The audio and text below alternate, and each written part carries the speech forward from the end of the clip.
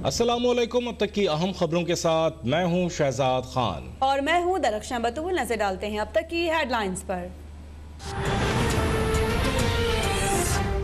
बरी हुए थे जरदारी साहब। नैब के पास ओरिजिनल रिकॉर्ड मौजूद नहीं है स्विस अकाउंट्स का, ये एक बिल्कुल झूठ बात थी और हम ब्रॉडशीट कमीशन के जस्टिस अजमत सईद साहब के शुक्रगुजार हैं जिन्होंने ओरिजिनल रिकॉर्ड जो है वो डिस्कवर किया। सियासतदानों के असासों की तहकीकात करने वाली कंपनी ब्रॉडशीट को जुर्माने की अदायगी पर कायम कमीशन ने ब्यूरोक्रेसी के अदम ताउन का पोल खोल दिया। ब्यूरोक्रेसी ने न सिर्फ मुल्क में रिकॉर्ड छुपाया बल्कि दूसरे बर्रे आज़म से भी रिकॉर्ड गायब कराया। काबीना की मंजूरी के बाद ब्रॉडशीट कमीशन की रिपोर्ट पब्लिक। रिपोर्ट के मुताबिक आवे मुसवी ने बाज़ शख्सियात पर इल्जामात लगाए। हुकूमत चाहे तो तहकीकात करवा सकती है।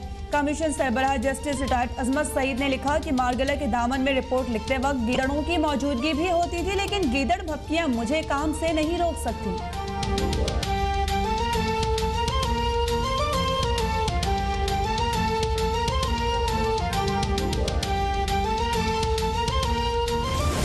लोगों के खिलाफ फौरी तौर के ऊपर क्रिमिनल कार्रवाई जो है उसका हुक्म आज काबीना ने दिया है। अहमद बिलाल सूफी, हसन साकिब शेख, गुलाम रसूल, अब्दुल बासित साहब, शाहिद अली बेग, तारिक फवाद मलिक, इन 5 हजरात को मेन एक्यूज डिक्लेयर किया है। हुकूमत का ब्रॉडशीट तहकीकाती कमीशन में नामजद 5 अफराद के खिलाफ फौजदारी कार्रवाई का ऐलान। मुल्जमान में अहमद बिलाल सूफी, गुलाम रसूल, अब्दुल बासित, शाहिद अली बेग और तारिक फवाद शामिल। वफाकी वजीर फवाद चौधरी ने आसिफ अली जरदारी के खिलाफ स्विस अकाउंट्स केस दोबारा खोलने का भी इशारा दे दिया। बोले साबिक सदर के खिलाफ ओरिजिनल रिकॉर्ड हुकूमत के पास आ गया, केस रीओपन करने पर कानूनी टीम की मशावरत जारी है।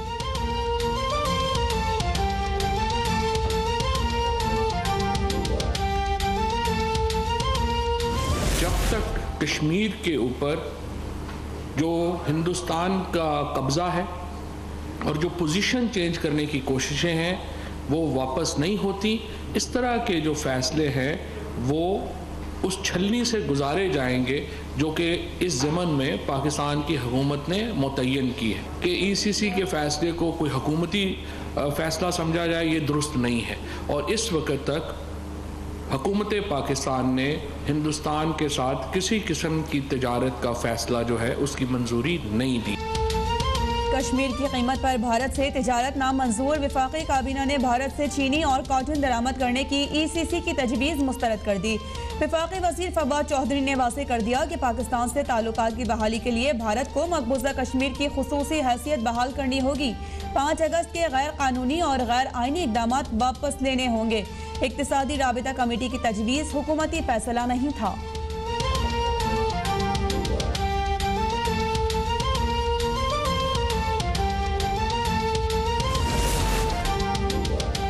वफाकी काबीना का कोरोना के बढ़ते केसेस पर इजहार तशवीश। वज़ीर आज़म की SOPs पर अमल दरामद यकीनी बनाने की हिदायत। फिर वाज़ेह कर दिया कि मुल्क मुकम्मल लॉकडाउन का मुतहम्मिल नहीं हो सकता, स्मार्ट लॉकडाउन जारी रहेगा। चीनी वैक्सीन कंसाइनों की कीमत 4,225 रुपये मुकर्रर। फवाद चौधरी ने बताया कि 98% पाकिस्तानियों को मुफ्त वैक्सीन लगेगी। जो कतार में नहीं खड़े होना चाहते वो खरीद सकते हैं।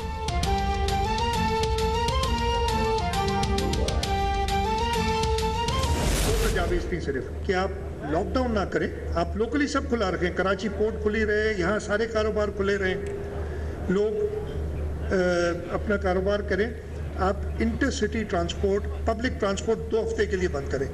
मेरी तजवीज़ पे NCOC के इंचार्ज मिनिस्टर हैं, उन्होंने कहा कि ये कंसिडर की जा सकती है। NCOC ने इंटरसिटी ट्रांसपोर्ट बंद करने की तजवीज़ नहीं मानी तो सिंध हुकूमत खुद एक्शन लेगी। वज़ीर आला सिंध मुराद अली शाह का ऐलान। सवाल किया कि लॉकडाउन का फैसला इतना बुरा है तो वफाक और 3 सूबों ने लॉकडाउन क्यों किया। सिंध हुकूमत के इब्तिदाई और बरवक्त फैसलों ने मुल्क को कोरोना की तबाहकारियों से बचाया। ये भी वाज़ेह कर दिया कि IG सिंध से ना अब कोई झगड़ा है और ना पहले कभी हुआ।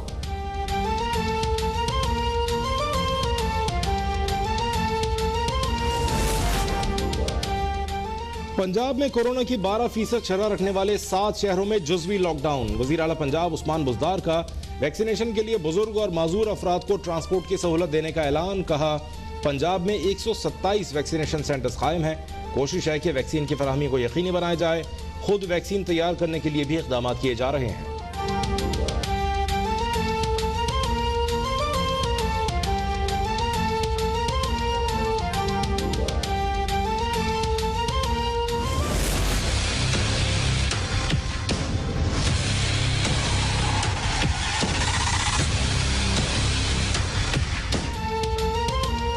मुल्क में कोरोना की तीसरी लहर, मजीद 98 अफराद की जिंदगियां निकल गई। 9 माह में सबसे ज्यादा 4,974 अफराद मुतासर।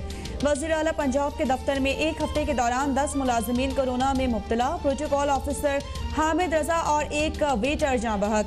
वज़ीर आला हाउस खैबर पख्तूनख्वा के 6 मुलाजमीन कोरोना में मुब्तला होने के बाद वज़ीर आला महमूद खान ने मामूल की सरगर्मियाँ महदूद कर दी।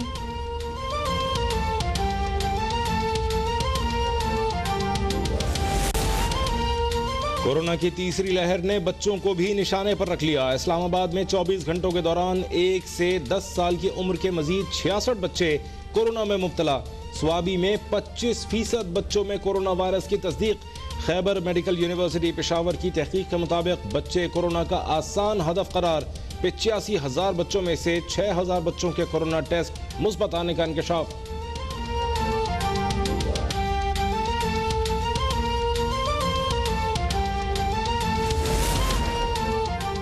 सिंध हाईकोर्ट ने निजी कंपनी को रूस की कोरोना वैक्सीन फरोख्त करने की इजाजत दे दी। तहरीरी फैसले में वैक्सीन की फरोख्त रोकना अवामी मफाद के खिलाफ करार। वैक्सीन की मार्केट में कीमत से मुतालिक तफसीलात रज़ाकाराना तौर पर पेश कर देंगे। कंपनी के वकील की अदालत को यकीन दहानी।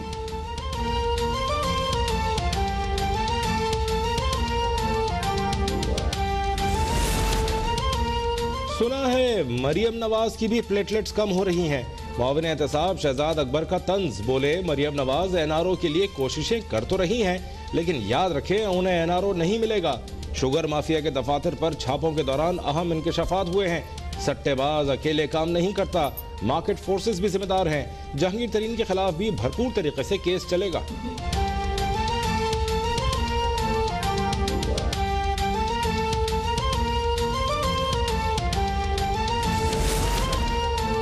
मुसल्लत टोले का इलाज सिर्फ मरियम नवाज के पास है। अवाम को सिलेक्टेड हुकूमत से निजात दिलाए बगैर वो कहीं नहीं जाएंगी। लीगी रहनुमा राना सनाउल्लाह का दावा। एहसन इकबाल बोले कि आटा और चीनी माफिया के खिलाफ कार्रवाई का नाटक किया जाता है। नैब हमारे खिलाफ तीसरे दर्जे के अखबार में खबर छपवाकर कार्रवाई करता है, लेकिन इसमें इतनी जुर्रत नहीं है कि किसी हुकूमती वजीर को गिरफ्तार कर सके।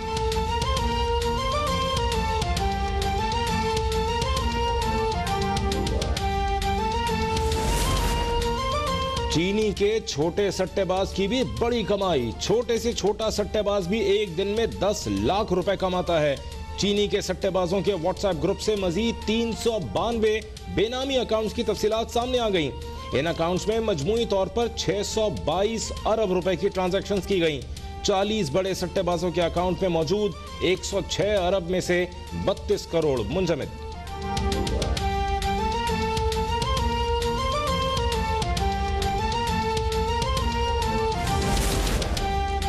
एनए 75 डस्का के पूरे हल्के में दोबारा इंतखाब के खिलाफ पीटीआई की दरखास्त पर समाअत। सुप्रीम कोर्ट ने इलेक्शन कमीशन से मुनज़्ज़म धांधली के शवाहिद मांग लिए। जस्टिस उमर अता बंदियाल ने पूछा कि अगर पुलिस इलेक्शन कमीशन से ताउन नहीं कर रही थी तो रेंजर्स को क्यों नहीं बुलाया। देखना होगा प्रिजाइडिंग अफसरान के लापता होने से इंतखाब का नतीजा मुतासिर हुआ या नहीं।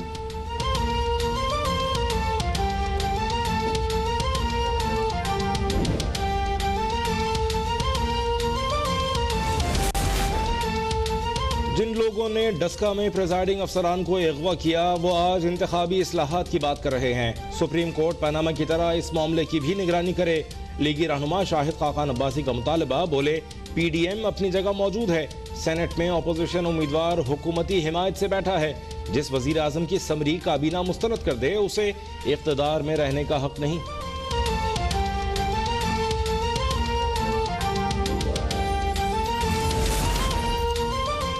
गैर मुल्की पार्टी फंडिंग से मुतालिक स्क्रूटनी कमेटी का इजलास। पीटीआई की नून लीग का रिकॉर्ड फराहम करने की दरख्वास्त मुस्तरद।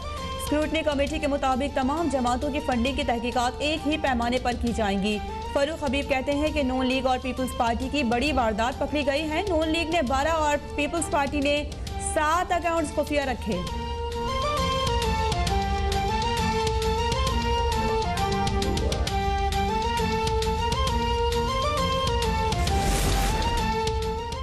Army chief general Qamar Javed Bajwa से पोलैंड के सफीर की मुलाकात। बाहमी दिलचस्पी के अमूर, इलाकाई सिक्योरिटी सूरत हाल पर तबादला ख्याल।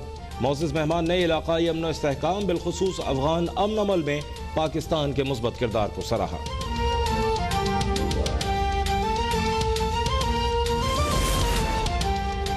पेशावर हाई कोर्ट ने टिकटॉक पर आयद पाबंदी खत्म कर दी। टिकटॉक खोल दें लेकिन गैर अखलाकी मवाद अपलोड नहीं होना चाहिए।